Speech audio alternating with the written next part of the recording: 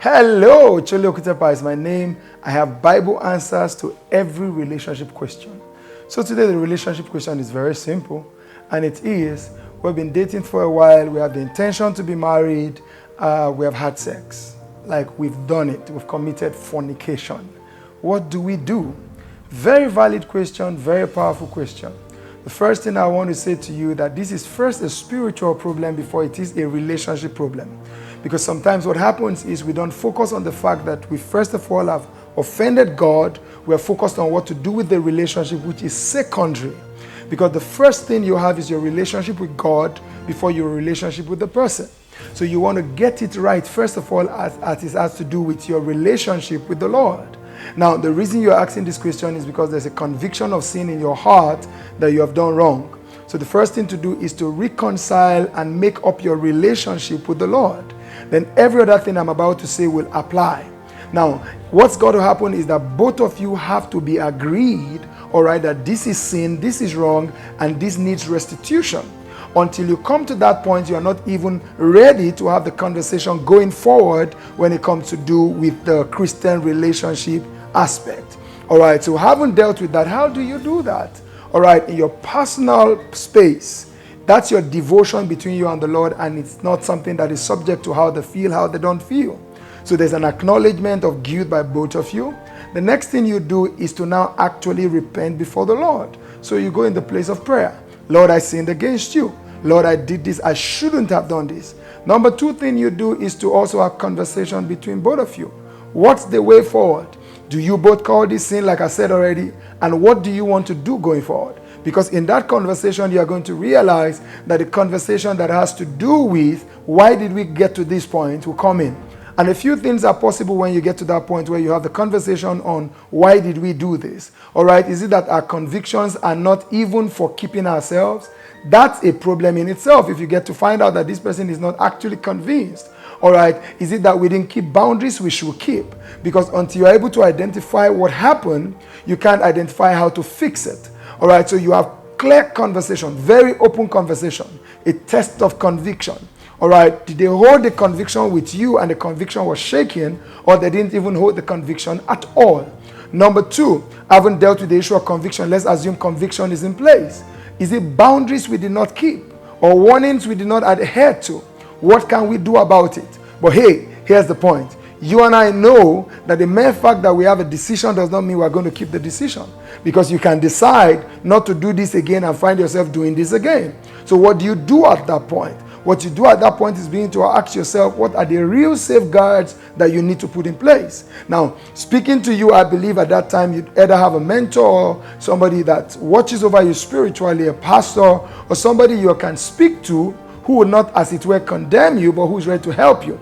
Because a lot of times I know that people are afraid because they just feel that they'll be condemned. You need to find somebody you can trust, who can, all right, you can submit to. Because let me say this to you, when your emotions are involved, you come to the point where you begin to need the help of an external person, all right, who can be an accountability partner or who can be an accountability watch. Now, this person will also help you re-echo advice, all right, in the line of disciplines you may know of but are not carrying out or not doing. So it becomes important to go back there and make sure that you understand that what I need to do right now is to get help. All right, now this person is likely to put you under discipline. That's the time to be humble and follow discipline. Because one of the things you want is you want to go far, not to just try a journey. So relationship is not just an issue of luck, try and error. No, you want to go far. And going far at this point requires that you learn to listen to the voice of discipline.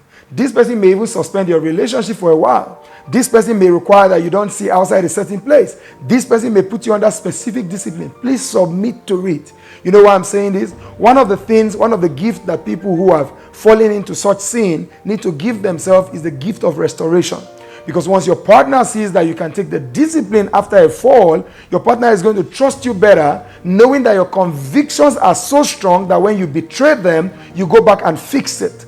So it's so important. Listen to this person. Prayerfully get this person. Listen to this person. Pay attention to the discipline that this person brings. All right. Do not just wave it under. Don't be afraid. All right. Fear itself is a killer.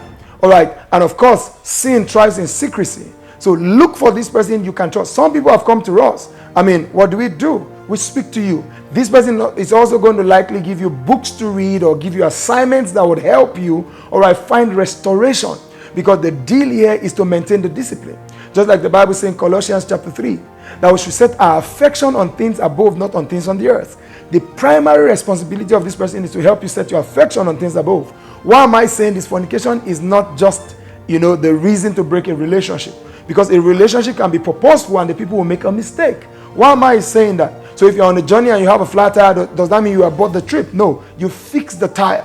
All right. So what I'm saying is you need to focus on fixing the issue. All right. The relationship is not the problem. The desire to be married is not the problem. It's the issue. Because if you don't fix the issue is likely to cause you troubles you are not ready for. For instance, the troubles of distrust. For instance, the troubles of endorsing a weakness. So you are seeking restoration, number one, because you want to please God, be repentant before Him. Number two, because you want to fix trust. Because if you've messed up with the person, one of the ways you can restore trust is to come to the point where you are able to show them that messing up is not something you are comfortable with. Number three, you want to go to the point where you practically show them that you can be restituted when you do wrong. All right, so that they have a new dimension of trust for you because you're able to call out sin for what it is and seek repentance and go over it and find your new life.